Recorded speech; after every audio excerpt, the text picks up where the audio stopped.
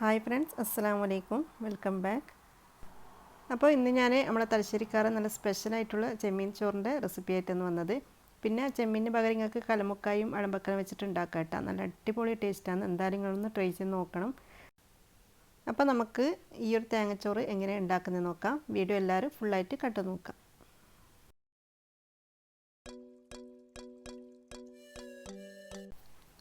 അപ്പോൾ ഈ ഒരു തേങ്ങച്ചോറ് ഉണ്ടാക്കാൻ വേണ്ടിയിട്ട് ഞാൻ 1/2 കിലോ ചെമ്മീനാണ് എടുത്തത്.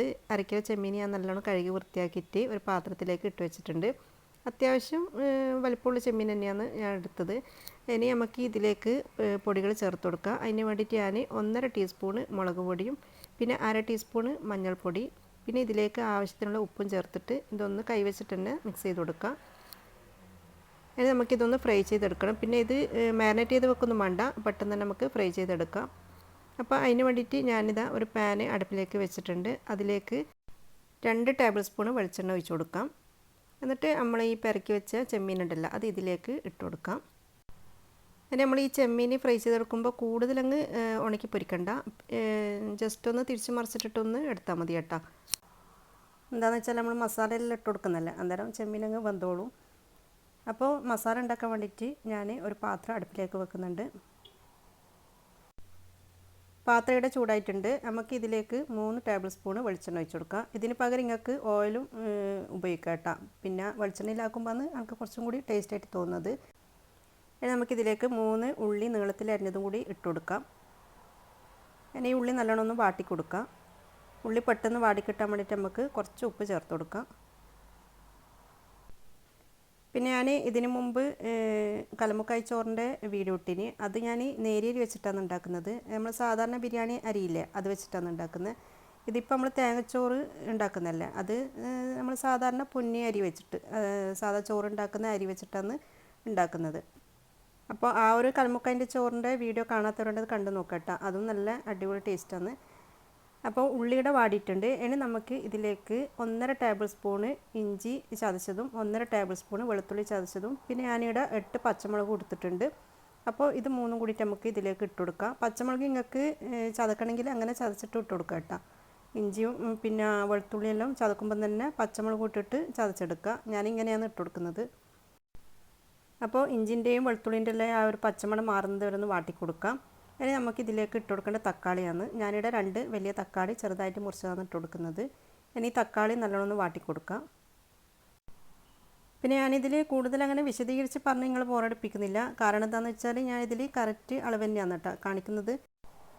ഞാനിതിൽ പൊടികൾ ചേർക്കുന്നുണ്ട്, പക്ഷേ അതിൻ്റെ അളവ് നിങ്ങൾക്ക് കൂട്ടിയാൽ കുറയ്ക്കുക അങ്ങനെയായിട്ട് ചെയ്യുക. ഞാനിപ്പോൾ ഇതിൽ 2 ടീസ്പൂണ് മുളക് പൊടിയാണ് ഇട്ട് കൊടുക്കുന്നത്. നിങ്ങൾക്ക് 3 ടീസ്പൂൺ വേണമെങ്കിൽ ഇട്ട് കൊടുക്കുക. പിന്നെ അതുപോലെ തന്നെ ഞാൻ മല്ലിപ്പൊടി 2 ടേബിൾ സ്പൂണ് പിന്നെ മഞ്ഞൾപ്പൊടി 1/2 ടീസ്പൂണ് പിന്നെ ഗരം മസാലപ്പൊടി 1/2 ടീസ്പൂണ്. ഇനി നമുക്കിതിലേക്ക് ആവശ്യത്തിനുള്ള ഉപ്പും ചേർത്ത് കൊടുക്കാം. പൊടികളെല്ലാം ഇട്ട് കൊടുത്തതിന് ശേഷം ഇതുപോലെ ചെറുതായിട്ടൊന്ന് വാട്ടി കൊടുക്കാം. ഇനി നമുക്കിതിലേക്ക് ചേർത്ത് കൊടുക്കാനുള്ളത് വെള്ളമാണ്. ഞാൻ 1/2 കപ്പ് വെള്ളമാണ് ഇതിലേക്ക് ഒഴിച്ചു കൊടുക്കുന്നത്. കൂടുതൽ വെള്ളം ഒഴിച്ചു കൊടുക്കണ്ട, 1/2 കപ്പ് മാത്രം മതി.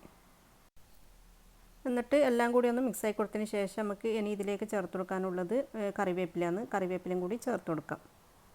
ഇനി ഈ സമയത്ത് നിങ്ങൾക്ക് മല്ലിച്ചപ്പും കൂടി ഇട്ട് കൊടുക്കാം. ഞാൻ ഇപ്പോൾ ഇട്ട് കൊടുക്കുന്നില്ല, ചോറിലാണ് ഇട്ട് കൊടുക്കുന്നത്. ഇനി ഇത് അടച്ച് വെച്ചിട്ട് ഈ പൊടികളെല്ലാം ഒന്ന് വെന്ത് വരണം. നമുക്കൊരു 3 മിനിറ്റോളം ഇത് അടച്ച് വെക്കാം. 3 മിനിറ്റിന് ശേഷം ഇത് തുറക്കുക. എന്നിട്ട് ഇതിലേക്ക് നമ്മൾ ഫ്രൈ ചെയ്ത് വെച്ച ചെമ്മീനും കൂടി ചേർത്ത് കൊടുക്കാം. ചെമ്മീനും കൂടി ഇട്ട് കൊടുത്തതിന് ശേഷം എല്ലാം കൂടി ഒന്ന് മിക്സാക്കി കൊടുത്തതിന് ശേഷം വീണ്ടും 2 മിനിറ്റ് നമുക്ക് ഇത് അടച്ച് വെക്കാം.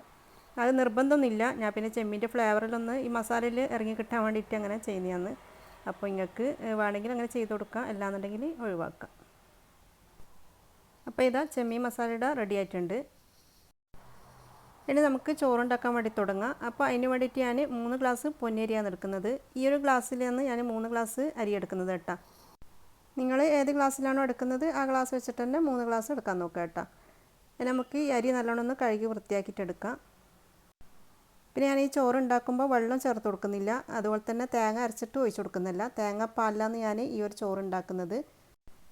തേങ്ങാപ്പാൽ വെച്ചിട്ട് ഈ ചോറ് ഉണ്ടാക്കിയെടുത്താൽ നല്ല അടിപൊളി ടേസ്റ്റാണ്. ഞാൻ ഇതിന് മുമ്പ് തേങ്ങ അരച്ചിട്ടാണ് വെച്ചത്, പക്ഷേങ്കിൽ ഞാൻ ഇവിടെ തേങ്ങാപ്പാലിലാണ് ഉണ്ടാക്കിയെടുക്കുന്നത്.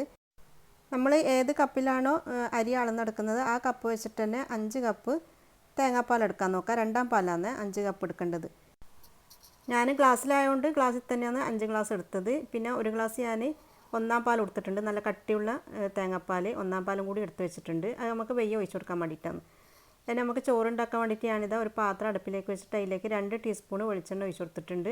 എന്നിട്ട് കുറച്ച് കറിവേപ്പില ഇട്ട് കൊടുത്തിട്ട് ഒന്ന് ഇളക്കി കൊടുത്തതിന് ശേഷം നമുക്കിതിലേക്ക് രണ്ടാം പാൽ ഒഴിച്ച് കൊടുക്കാം. ഞാൻ 5 ഗ്ലാസ് രണ്ടാം പാലാണ് ഒഴിച്ച് കൊടുത്തത്. എന്നിട്ട് ഇതിലേക്ക് ആവശ്യത്തിനുള്ള ഉപ്പും കൂടി ചേർത്ത് കൊടുക്കാം. ഇനി നമുക്ക് ഇതൊന്ന് തിളക്കാൻ വേണ്ടിയിട്ട് വെയിറ്റ് ചെയ്യാം. അപ്പോൾ ഇത് നമ്മൾ തേങ്ങാപ്പാലെല്ലാം തിളച്ച് വന്നിട്ടുണ്ട്. ഇനി ഇതിലേക്ക് കഴുകി വെച്ച അരി ഇട്ട് കൊടുക്കാം. അരി ഇട്ട് കൊടുത്തതിന് ശേഷം ഇതൊന്ന് ഇളക്കി കൊടുക്കുക. എന്നിട്ട് അടച്ച് വെച്ചിട്ട് ഇതിൻ്റെ വെള്ളം വറ്റാനാകുന്ന സമയത്ത്, അതായത് തേങ്ങാപ്പാൽ വറ്റാനാകുന്ന സമയത്ത് വേണം നമ്മളിതിലേക്ക് മസാല ചേർത്ത് കൊടുക്കാൻ. ഈ സമയത്ത് ഉപ്പ് ചെക്ക് ചെയ്ത് നോക്കണേ. ഉപ്പ് പോരാന്നുണ്ടെങ്കിൽ ഉപ്പ് ചേർത്ത് കൊടുക്കണം. അപ്പോൾ ഇതാ വെള്ളം വറ്റാനായിട്ടുണ്ട്. ഇനി നമുക്കിതിലേക്ക് മസാല ചേർത്ത് കൊടുക്കാം. നമ്മൾ ഉണ്ടാക്കി വെച്ച ചെമ്മീൻ മസാല ഇല്ല, അത് ഇതിലേക്ക് ചേർത്ത് കൊടുക്കാം. ഈ സമയത്താണ് ഞാൻ 1/2 ഗ്ലാസ് കട്ടിയുള്ള തേങ്ങാപ്പാലില്ല, ഒന്നാം പാൽ, അത് ഇതിലേക്ക് ഒഴിച്ച് കൊടുക്കുന്നത്. ഞാൻ 1/2 ഗ്ലാസ്സേ ഒഴിച്ച് കൊടുത്തിട്ടുള്ളൂ. 1 ഗ്ലാസ് എടുത്ത് വെച്ചിന്. പക്ഷേ വെയ്യ വേണമെന്നുണ്ടെങ്കിൽ മാത്രം ഒഴിച്ച് കൊടുക്കാം. പക്ഷേ ഒഴിച്ച് കൊടുത്തിട്ടില്ല കേട്ടോ. 1/2 ഗ്ലാസ്സേ ഞാൻ ഒഴിച്ച് കൊടുത്തിട്ടുള്ളൂ. നിങ്ങൾക്ക് പിന്നെ വേണമെന്നുണ്ടെങ്കിൽ ഒഴിച്ച് കൊടുത്താൽ മതി. അത് ഓരോ അരിൻ്റെ വേവിനെ അനുസരിച്ചിട്ടായിരിക്കണം ഒഴിച്ച് കൊടുക്കേണ്ടത്. പിന്നെ ഞാനിതിലേക്ക് ഒരു പിടി മല്ലിച്ചപ്പ് ചെറുതായിട്ട് മുറിച്ചതും കൂടി ചേർത്ത് കൊടുത്തിട്ടുണ്ട്. ഇനി ഇതെല്ലാം കൂടിയിട്ടൊന്ന് മിക്സായി കൊടുത്തതിന് ശേഷം നമുക്കിതൊന്ന് അടച്ച് വെച്ചിട്ട് വേവിച്ചെടുക്കാം. എന്നിട്ട് ഇതിലുള്ള തേങ്ങാപ്പാലെല്ലാം വറ്റി വരുന്ന സമയത്ത് തീ നല്ലോണം കുറച്ചിട്ട് വേണം നമ്മൾ ചോറ് വേവിച്ചെടുക്കാൻ. പിന്നെ അതുപോലെ തന്നെ ഇടയ്ക്ക് മൂടി തുറന്നിട്ടൊന്ന് ഇളക്കി കൊടുക്കുകയും ചെയ്യണേ. ഞാൻ ഇതിന് മുമ്പ് കലമുക്കായിൻ്റെ ചോറും പിന്നെ അതുപോലെ തന്നെ ചെമ്മീനെ കൊണ്ട് തേങ്ങാച്ചോറ് ഇട്ടിനി. പക്ഷേങ്കിൽ അത് ഈ ഒരു സ്റ്റൈലിലല്ല, തേങ്ങ അരച്ചിട്ട് ഒഴിക്കുന്നതാണ്. നല്ല ടേസ്റ്റ് തന്നെയാണ് അത്. അപ്പോൾ ആ ഒരു തേങ്ങാച്ചോറ് ഉണ്ടാക്കിയിട്ട് കുറേ ആൾ നല്ല അഭിപ്രായം പറഞ്ഞു കേട്ടോ. അതുപോലെ തന്നെ നിങ്ങൾ ഈ ഒരു ചോറും ട്രൈ ചെയ്ത് നോക്കിയിട്ട് അഭിപ്രായം പറയാം കേട്ടോ. പിന്നെ ഞാൻ നേരത്തെ പറഞ്ഞ പോലെ നിങ്ങൾക്ക് കലമുക്കായി വെച്ചിട്ടും വിളമ്പൊക്കെ വെച്ചിട്ടെല്ലാം ഉണ്ടാക്കാം, കൂന്തൽ വെച്ചിട്ട് പോലും ഉണ്ടാക്കാം. അപ്പോൾ നല്ല ടേസ്റ്റാണ് ഈ ഒരു ചോറ്. അപ്പോൾ എന്തായാലും നിങ്ങളൊന്ന് ട്രൈ ചെയ്ത് നോക്കിയിട്ട് ഫീഡ്ബാക്ക് അറിയിക്കാം കേട്ടോ. അപ്പോൾ നല്ല ഈസിയും ടേസ്റ്റി ആയിട്ടുള്ള ചോറിട റെഡി ആയിട്ടുണ്ട്. ഇനി നമുക്കിതൊരു സെർവിങ് പ്ലേറ്റിലേക്ക് മാറ്റി കൊടുക്കാം. അപ്പോൾ ഇന്നത്തെ ഈ ഒരു റെസിപ്പി നിങ്ങൾക്ക് ഇഷ്ടപ്പെട്ടിട്ടുണ്ടെങ്കിൽ ലൈക്ക് ചെയ്യുക. പിന്നെ അതുപോലെ തന്നെ നിങ്ങളെ ഫാമിലി ഫ്രണ്ട്സിനൊക്കെ ഷെയർ ചെയ്ത് കൊടുക്കുക. ചാനൽ ആദ്യമായിട്ട് കാണുന്നവരാണെങ്കിൽ പ്ലീസ് ഒന്ന് സബ്സ്ക്രൈബ് ചെയ്യുക. Thank you.